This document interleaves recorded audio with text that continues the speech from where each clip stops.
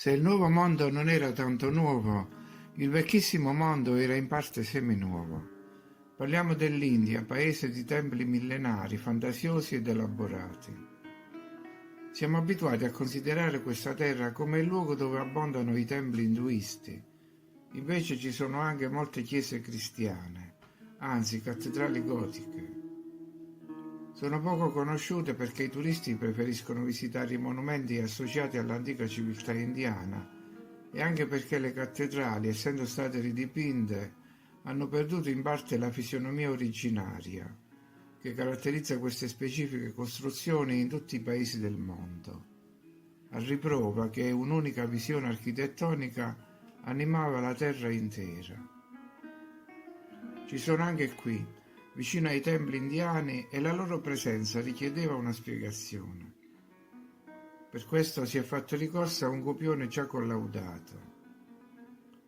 Se infatti i templi della Magna Grecia sono stati attribuiti ai coloni greci che viaggiavano per il Mediterraneo con decine di architetti e centinaia di scalpellini, in India aggiunsero i conquistadores portoghesi portandosi dietro altrettanti architetti e manovali. La costruzione delle cattedrali gotiche indiane viene attribuita infatti ai navigatori come Vasco da Gama, ai missionari cattolici e a figure carismatiche della Compagnia di Gesù. Ma noi sappiamo che quasi tutti i paesi extraeuropei venivano considerati solo in funzione delle risorse che potevano offrire. Le spezie dall'India, l'oro dalle Americhe, i diamanti dal Sudafrica, eccetera. E a questo scopo venivano organizzate spedizioni, flotte e compagnie di ventura. Non certo per costruire cattedrali o promuovere il riscatto di quelle popolazioni. Infatti i conquistadores spagnoli si distinsero per le loro crudeltà, i portoghesi per le loro scorribande, gli inglesi per le battaglie atte a espandere il loro impero. Anche i missionari si distinsero per la foga con cui sottoponevano alla conversione le popolazioni indigene. Quando gli inglesi, poi, nel pieno della loro politica di espansione, misero piede stabile in India, vi trovarono molte chiese. Erano lì da più tempo di loro e quindi attribuirono la loro costruzione ai precedenti visitatori, i quali erano riusciti in alcuni casi a creare opere ancora più maestose che nella madrepatria. A seguito di ristrutturazioni, inoltre, le cattedrali avevano perso la loro fisionomia originaria, confondendosi con normali chiese. Le guglie appaiono infatti soffocate, non assolvono più alla loro funzione di risonatori, i portoni hanno perduto la capacità di modulare le frequenze, le vetrate sembrano spente, poiché non riflettono più la luce su labirinti e mandala. Ma i tratti significativi delle cattedrali gotiche riemergono comunque, anche se le navate non sono più frequentate dai Cavalieri di Cristo, ma dai santori di Benares.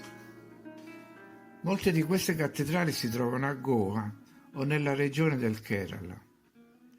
La cattedrale di Bom Jesus ha 400 anni ed è attribuita ai portoghesi. Si dice che occorsero 90 anni per essere terminata. È la più grande chiesa dell'Asia e una delle più antiche. Ancora più grande persino di quelle in Portogallo. Quindi questo significa, stranamente, che erano più motivati all'estero che non nel proprio paese. In questa cattedrale c'è un largo impiego di marmi e si dice che alla costruzione partecipasse anche l'italiano Giovanni Battista Foggini, uno scultore fiorentino.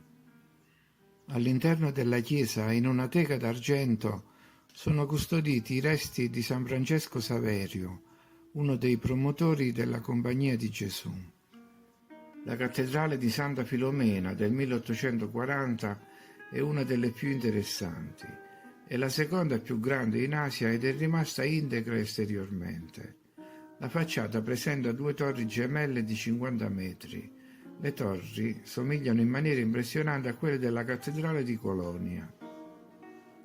Interessantissima anche la cappella di Sant'Aloisio del 1885, che presenta affreschi come nella Cappella Sistina. C'è poi la cattedrale dell'Immacolata Concezione a Puducherry del 1689, attribuita ai Gesuiti. La cattedrale del Sacro Cuore a Delhi. Poi c'è la cattedrale soprannominata la Lourdes dell'Est a Velancammi. La Medak Cathedral del XIV secolo che può ospitare fino a 5.000 fedeli. Presenta dei pilastri enormi e una campana a 50 metri.